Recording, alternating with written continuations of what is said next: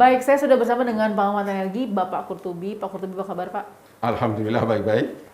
Kita masih sangat bertanya-tanya apa yang terjadi dengan kilang minyak kita di Balongan Indramayu. Ini tentunya pukulan telak juga buat Indonesia. Pertama, pertanyaan saya adalah seberapa prestis sebenarnya sih sebuah kilang untuk negara itu? Nggak apa-apa Bapak buka untuk menjelaskannya lebih jelas. Ya. Saya akan menggunakan masker. Khusus untuk kilang Balongan, ini istimewa bagi Republik Indonesia. Kilang ini dibangun, niatnya adalah produknya untuk ekspor. Tahun 75, Ya. ekspor luar biasa. Tahun 80 melonjak. Ekspor negara eksportir terbesar di kawasan Asia Timur, Indonesia.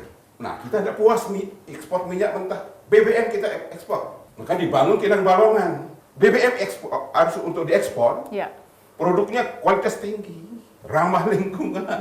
Sehingga kilang Balongan dibangun menggunakan teknologi yang mutakhir pada zamannya. Bisa mengolah minyak mentah berat. Heavy crude oil yang kental, hitam, tapi harganya murah. Jadi image itu sudah ada dari mulai tahun 70-an, 80-an justru. Iya. Wow. Waktu ini dibangun, orang-orang desain refinery ngerti. Ini barang industri pabrik yang mau dibangun amat sangat rawan api dari ujung sampai akhir, dari ujung awal sampai ujung akhir. Waktu Pak Qurtubi lihat viralnya video ledakan itu terjadi, dan pasti spekulasi datang ya. Ini kasat mata aja yang Pak Qurtubi lihat, itu sebesar apa Pak? Explosion-nya? Luar biasa. Ini masif kebakarannya. Tadinya saya pikir cuma 3, nggak tahunya belakangan 4. Tangki timbun ya, storage. Wow. Nah, kita belum tahu berapa volume BBM yang ada di setiap tangki timbun yang 4 ini terbakar. Pada saat itu? Pada saat itu. Kalau full tank saja Pak Qurtubi, how much money we talking about? Bukan hanya money. Berapa uang? Wah, jutaan dolar lah ya, dengan harga crude sekarang sekitar $60 per Barel, barel. ya. Ini bicara jutaan dolar yang terbakar ini. Asapnya luar biasa dan lamanya ini. Mungkin kalau hanya 10.000 literan atau 20.000 literan ini sebentar. Ini kan sampai hari keberapa belum kelar juga. Betul.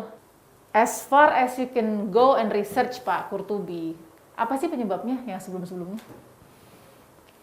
Sebenarnya penyebabnya banyak. Yang paling mungkin itu terjadi kebocoran. Entah di pipanya, dari kilang BBM Boleh, ini kan boleh output. dipakai? Boleh. Untuk sampai ke tangki timbun ini ada pipa. Bisa terjadi di sini atau Kebocoran. Sambungan. tankernya ini Di tank. terjadi kerusakan lah atau Ya. apa, sehingga ada BBM yang kemungkinan keluar. BBM yang masuk ini tiba-tiba nggak bisa di stop. Ya. Kita bicara soal safety, kualitas safety dan kualitas maintenance atau perawatan. Yang seberapa mahal sih kualitas safety dan maintenance yang kita bicarakan saat ini? Nah, saya tidak tahu persis ya, di lapangan ini apakah SOP untuk kontrol terhadap fisik Iya. infrastruktur yang rawan bocor. Yes. Kontrol dilihat dengan mata kepala, Ya. mestinya tambah tua, tambah sering dikontrol. Ini rawan api semua soalnya. Oke. Loh, kalau terbakar seperti ini mengganggu pasokan BBM nasional nggak? Lebih daripada mengganggu. Apa? Republik Indonesia akan kehilangan suplai BBM secara fisik, secara nyata, sebesar produksi kilang ini. Kalau satu hari tidak beroperasi, katakanlah 100.000 barrel BBM hilang. Kalau 10 hari, wow itu. Nah, Jakarta, masalahnya ini kan BBM-nya untuk Jakarta utama selain Jawa Barat. Kondisi penghilangan kita saat ini jauh kapasitasnya di bawah kebutuhan. Kita punya orang-orang hebat yang ditaruh di Pertamina Pak Qurtubi dengan segala experience di belakangnya dan latar belakang. Kalau sekarang semangat ekspor kita berubah jadi semangat mencari tahu kenapa kilang kita banyak yang terbakar, itu sebuah apa sih yang bisa dikatakan bagi Keniscayaan. Satu, keniscayaan. Kedua, ada kemunduran, itu keniscayaan kenapa Pak Qurtubi? jadi kita harus belajar dari pengalaman pahit yang dialami oleh dunia migas nasional dalam hal terbakarnya beberapa kilang. Ya. Nah, selama ini ya kita bangsa yang tetap membutuhkan BBM ini, ya meskipun nanti ada program pengurangan energi fosil termasuk minyak. Betul. Targetnya 2050. Kira-kira seperti itu. Nah, detik ini sudah terjadi sekitar sejak 20 tahun yang lalu. Oke. Produksi minyak mentah anjlok. Kita berubah menjadi negara pengimpor minyak mentah. Hampir sekitar 50% kita impor. Karena Pertamina sudah lama tidak membangun kilang BBM. Mungkin ini yang terakhir ini, yang terbaru kilang Pertamina itu ini. Yang dibanggakan itu kilang Balongan. Yang saya katakan tadi, didedikasikan untuk ekspor sebenarnya ini, BBM-nya itu. Tapi malah tetap kekurangan. Masih tetap kekurangan.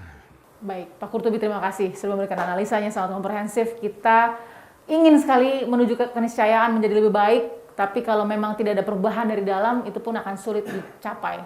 Terima kasih Pak Kurtubi. Kita temukan fakta berikutnya. Dari hasil penelusuran tim fakta yang langsung berada di kilang minyak Balongan milik Pertamina di Indramayu, Jawa Barat, insiden kebakaran dan ledakan besar yang terjadi selama 3 hari berturut-turut baru bisa padam, ini masih dalam penyelidikan. Belum ada penyebab pasti mengapa insiden itu bisa terjadi. Namun apa yang kami dapatkan di lapangan, ada 2 hal penting yang kami garis bawahi. Warga sendiri, bukan hanya 1-2, namun banyak warga meyakini ada kerusakan atau dugaan kebocoran yang ada pada kilang minyak Balongan milik Pertamina karena bau menyengat yang sempat mereka laporkan kepada pihak yang berwenang.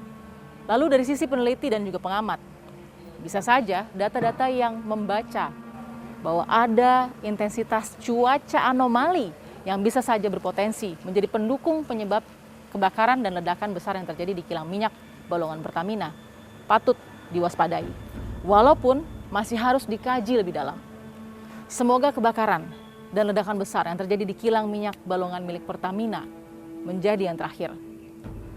Kita masih berharap Pertamina bisa mempertahankan hebatnya ketahanan energi di Republik ini agar bisa menjadi kembali negara pengekspor minyak mentah dunia.